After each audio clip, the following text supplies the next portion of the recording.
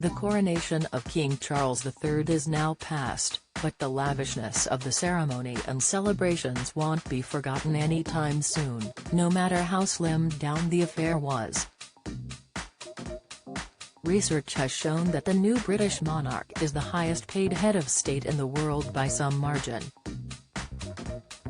Thanks to income from the taxpayer-funded sovereign grant and profits from the Duchy of Lancaster, the king is expected to rake in over £110 million a year, more than any other monarch throughout history, according to a study conducted by IG, a global fintech company. This annual salary is also a great deal more than what any elected head of government earns.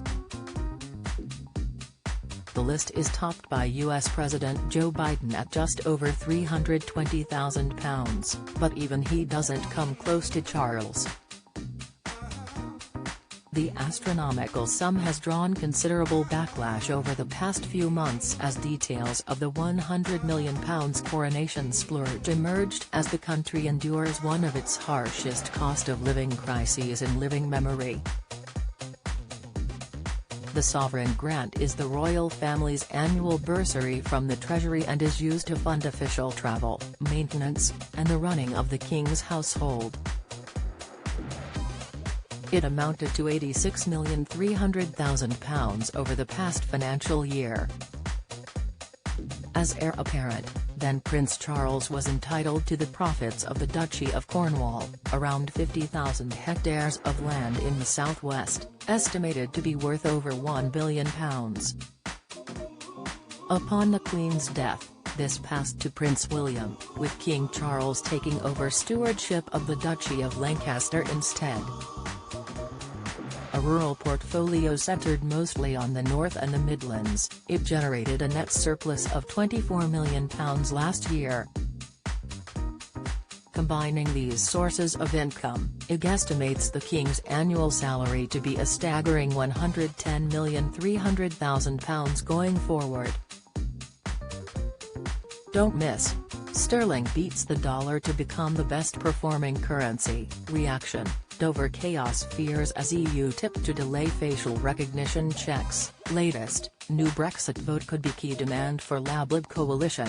Report: this princely sum is almost 10 times more than the £11.7 million taken in by King Philippe of Belgium, the next highest-earning monarch. He is followed by Queen Margrethe II of Denmark, who earns £10.8 million a year, and Carl XVI Gustaf, the King of Sweden, with a salary of £6.7 million. Heads of government, meanwhile, tend to get by on far smaller pay packages, the earnings of most coming under intense scrutiny every election cycle.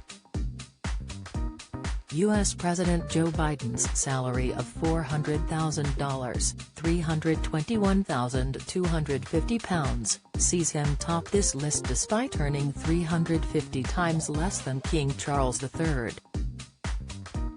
UK Prime Minister Rishi Sunak's income of £80,800 doesn't even push him into the top 10, which includes German Chancellor Olaf Scholz, £320,500, and Australian Prime Minister Anthony Albanese, £293,500. IG's research also compared King Charles' salary with high-profile CEOs whose net worths have made headlines.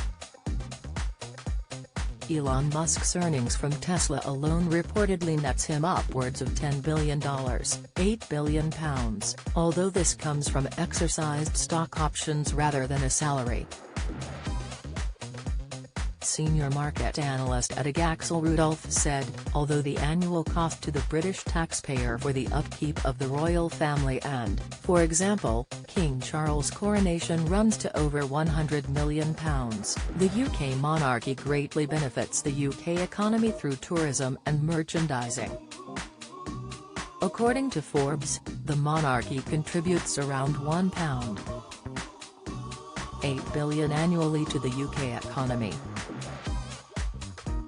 The Centre for Economics and Business Research, CEBR, claimed additional tourism and pub spending throughout the whole of UK during the three-day coronation weekend alone would total £337 million, while Visit England said the overall boost to England would be an even greater £1.2 billion.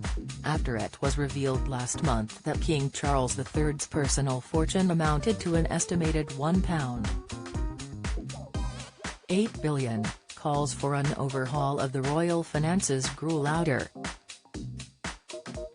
Graham Smith, the chief executive of the anti-monarchist group Republic, who was arrested on the morning of the coronation while preparing for a Trafalgar Square protest, said, "The history of the duchies is the same as the history of other crown lands.